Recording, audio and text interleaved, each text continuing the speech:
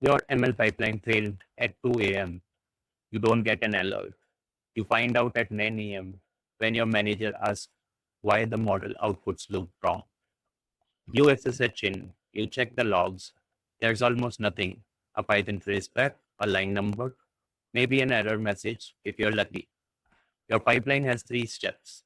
Load features, engineer them, run inference. Which one failed? Did it fail immediately or failed after 30 seconds? What did the data look like at the moment it failed? You have no idea. That's not a code problem. That's an observability problem. In part 1 of the series, I called this failure mode 3, observability blindness. Today, no slides, no theory. We are building the fix in Python from scratch right now. One decorator, one observer class, drop it into any ML pipeline today, and you'll never stare at a bare stack trace again. Let's build it. Here's our pipeline. Churn prediction takes a customer ID, runs it through 3 steps, returns a probability. The freshness gate from video 3 is already wired up at the top. If the feature store or model registry is stale, the pipeline aborts before anything runs. 3 steps, clean code, completely invisible.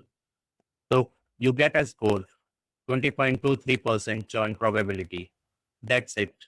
No timing, no step level status. If this had failed midway, you'd have a stack trace pointing at a line number and nothing else. This is what every ML pipeline looks like before anyone adds observability. Let's change that. This is what we are building into. The step result data class and pipeline observer init method and record are pre-filled. I'm not wasting your time watching me type boilerplate. 7 fields, step name, started at, finished at, duration milliseconds, status, error, and error type. The pass property is true when status is success. The str property gives you a one-liner for logging. 3 things left to build.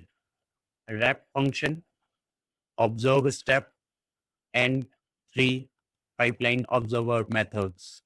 Let's start with wrap method. So wrap is the function that actually runs around every pipeline step. The decorator is just a shell that calls this. The job, run the step, measure how long it took, capture what happened, return a step result. 3 things to call out. Datetime.now, time zone UTC, before and after the call. The difference gives duration milliseconds, always UTC, no time zone drift, no ambiguity. Try except block. We catch the exception, capture the message, and type, build the step result, then re-raise. The decorator never swallows errors. The pipeline still crashes loud. But before it crashes, you have a structured record of exactly where and why. Exception to raise. I save the exception before the try block exits, then raise at the very end after building and recording the result.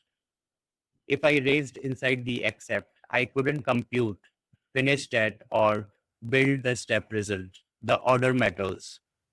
If an observer is attached, hand the result to it. If not, log it directly.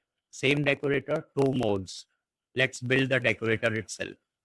This supports 2 calling forms. Observe step with no parentheses. Python passes your function directly as function. It's set. We call wrap immediately and return. Observe step with observer in passed as argument. With parentheses, Python calls observer step first. Fn is none. We return a decorator function. Python then calls that decorator with your function. 2 forms, same wrap underneath. The shared logic lives in one place and doesn't have to know which calling form was used. The bool of self.results handles the edge case. A fresh observer with no results should return false, not true. You don't want a pipeline that hasn't run yet to look clean. List comprehension over results, just the failures, useful when you want to alert on specific failed steps rather than dump the whole summary. So print summary implements fixed with table, step name left aligned, status, duration. If there's an error, it shows inline on the same row, error type and message together. Footer line gives you the totals.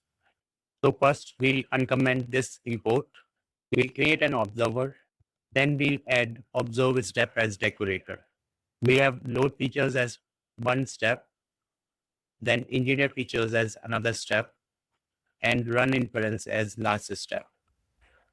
And we'll keep observe step decorator for all the three steps. Now we'll add our summary so that we can print the summary from the observer. In our pipeline, we have made 4 changes total. 1 import, 1 object, 3 decorators, 1 method call. Nothing inside any step function changed. Not a single line of logic. We just wrapped them. Now let's run this to see what changes. So here you can see 3 pass entries, duration for each. The summary fires before the final score. You see the step breakdown first, then the result. Before, a probability and nothing else. Now the full picture, every single run automatically. When this pipeline starts taking 4 seconds instead of 0.1 millisecond, you'll know exactly which step changed. That's the entire value proposition of this module. Now let's simulate a failure mode. So load features raises. The decorator catches it, records status equal to failed with the error type and message, then re-raises. Pipeline stops. One row in a table gives you everything you would otherwise spend an hour hunting for. Without the decorator, a bare value error trace back. A line number, no step name, no timing, no context from the steps that already ran. With the observer structured, you can grab onto it, you can alert when status equal to failed, and you can write these results to any backend. It's just a list. Observer web results is a plain Python list of step result objects. The observer doesn't care what you do with the data. You pick the destination. Here's what you build today. Step result, 7 fields that answer every question you have at 2 a.m. Which step, how long, what status, what error. Observer step, decorator, 1 line above any function, and that function automatically records timing and failure info on every call without touching a line of its logic.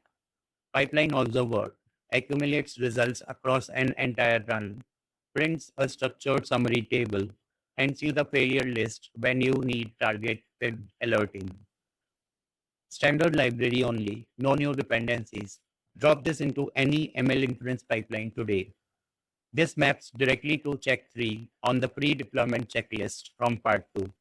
Does every step in your inference pipeline emit a structured log? You've now got that implemented. Full code in the repo, link in the description.